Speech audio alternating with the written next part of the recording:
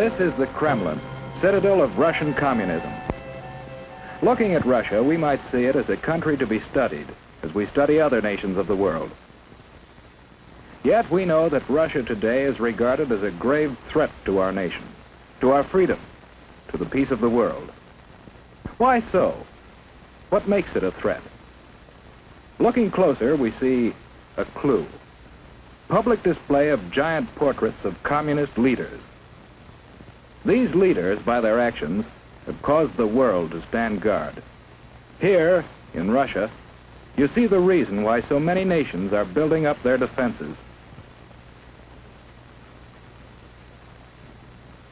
Here, in Russia, you see the reason why we are spending billions of dollars in defense production, why your family is paying the highest taxes in our history.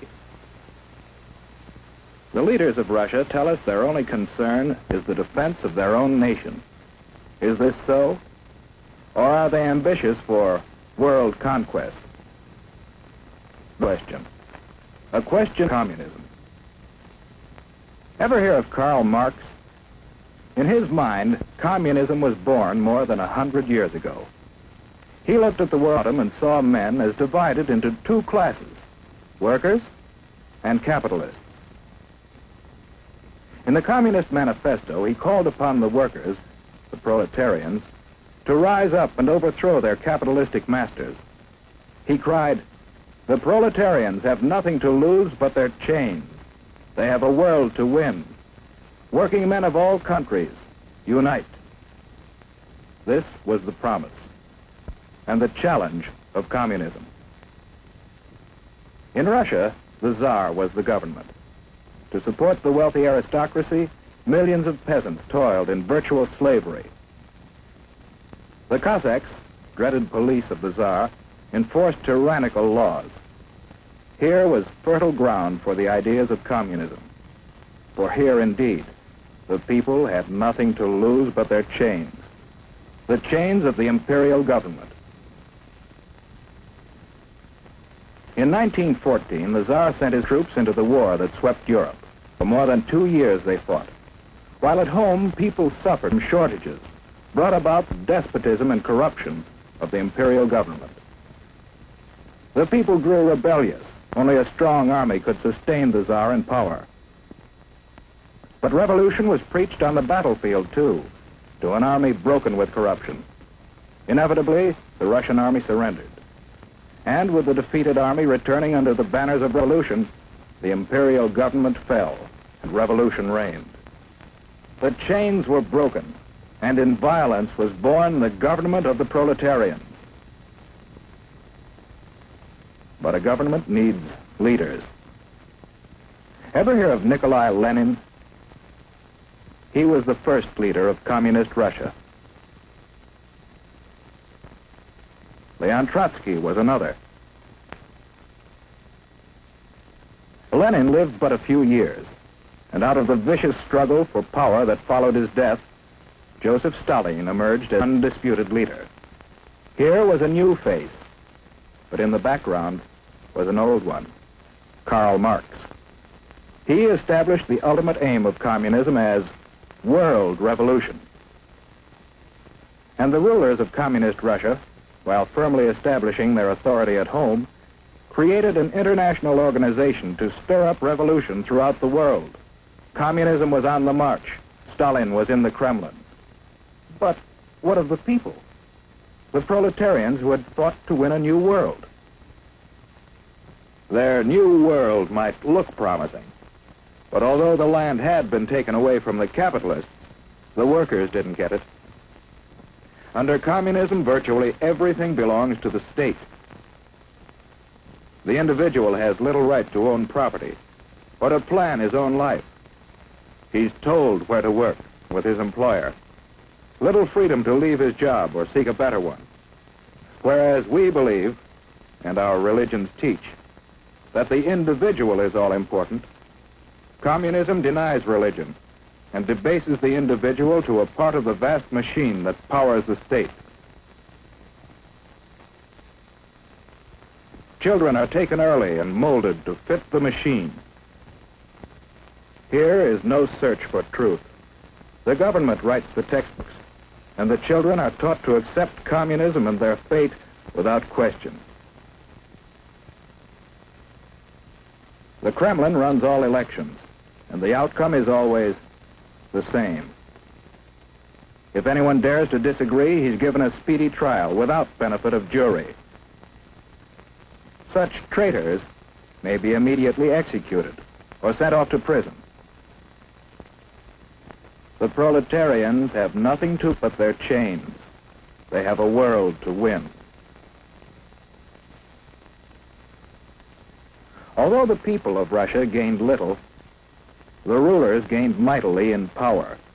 They built up a giant war machine, looking forward to the day when their flag would fly over the entire world. Then came the rise of Nazi Germany, another power bent on world conquest.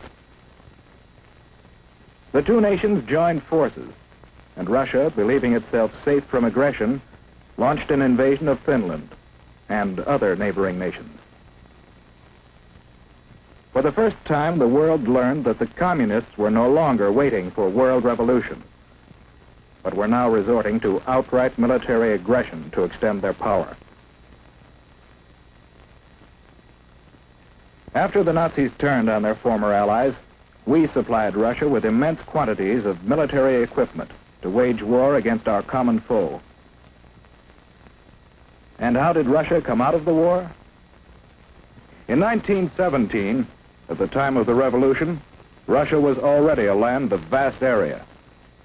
Soon after the end of World War II, Russia had occupied many new territories, bringing additional millions of people under communist control, and serving notice that Soviet Russia was now a world power to be reckoned with.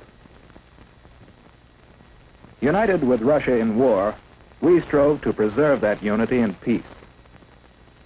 We helped organize the United Nations, in which the nations of the world have mutually pledged to cooperate in fostering world peace and progress. Andrei Gromyko signed for Russia.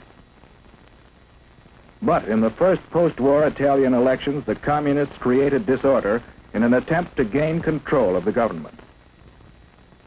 Once more, the world was reminded that basic in the idea of communism is the plan of world revolution, and that Russian communism has stepped beyond that plan to achieve world domination through aggression. In Indochina and Malaya, communist aggression has incited rebellion against established government.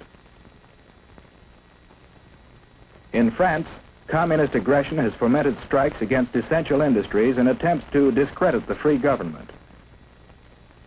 In Iran, the communists have incited rioting and have preached hatred and distrust of the Western nations. In Eastern Germany, they have openly opposed the West. In China, the communists have established their own puppet government. In Korea, communist aggression has come into actual combat with forces of the United Nations. And with the most deadly of all weapons available to the Russians, no peoples in the world can feel secure against this aggression.